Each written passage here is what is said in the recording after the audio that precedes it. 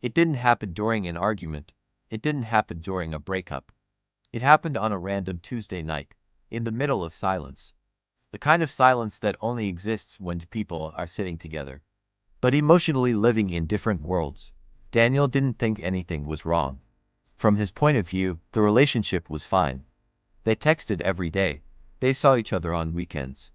They laughed sometimes. They weren't fighting. To him, that meant everything was okay. But to Maya, it felt like she was slowly disappearing inside a relationship that looked normal. At first, the signs were small. She would say things like, "Can we talk for a bit tonight?" And Daniel would respond, "Yeah, but can we make it quick? I'm a little tired." She would try to explain how she felt.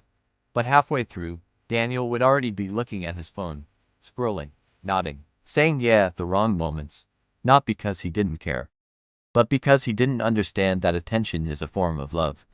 Weeks passed. Maya started talking less, not because she had nothing to say, but because she had learned something painful.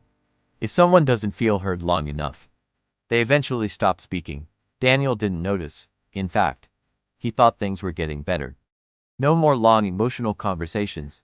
No more complaints. Peace, or at least, what he thought was peace. Until that Tuesday night, they were sitting on the couch. The TV was on, but neither of them were really watching it. Maya was quiet. Daniel finally noticed. "You okay?" he asked. She nodded. "I'm fine," but something about the way she said it felt different. Not angry, not emotional, just tired. Daniel paused the TV. "What's wrong?" She looked at him for a moment. Then she asked a question he wasn't expecting. "Do you feel like you really know me?" Daniel laughed lightly. "Of course I know you." But Maya didn't laugh.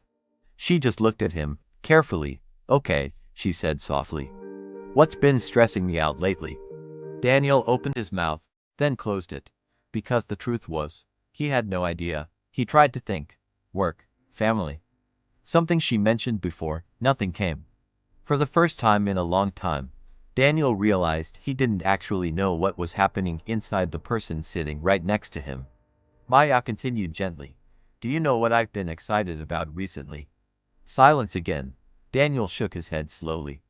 Then she asked the question that changed everything.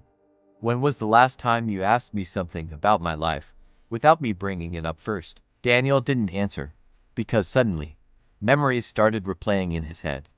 The times she tried to talk about her day. The times she wanted to show him something she was proud of. And the times he said things like, "Later, another day, I'm just busy right now." In that moment, Daniel felt something uncomfortable, not guilt, not shame, but awareness. Maya took a slow breath. "You're not a bad person, Daniel," she said quietly. "You're just emotionally somewhere else." Daniel looked at her.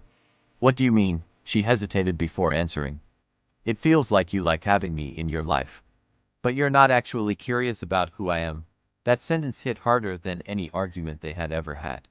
Because it was calm, and honest, and impossible to defend. Daniel realized something painful. He had been present physically, but absent emotionally. And relationships don't break only because of betrayal. Sometimes, they slowly weaken because of lack of attention. Daniel leaned forward. "So what are you saying?" he asked. Maya looked down at her hands. "I'm saying I don't want to feel lonely while sitting next to someone I love." Another silence filled the room, but this time, it was different. Daniel wasn't distracted. He wasn't thinking about work, or notifications, or tomorrow's schedule. For the first time in a long time, he was actually listening, really listening. And he realized something that many people learn too late.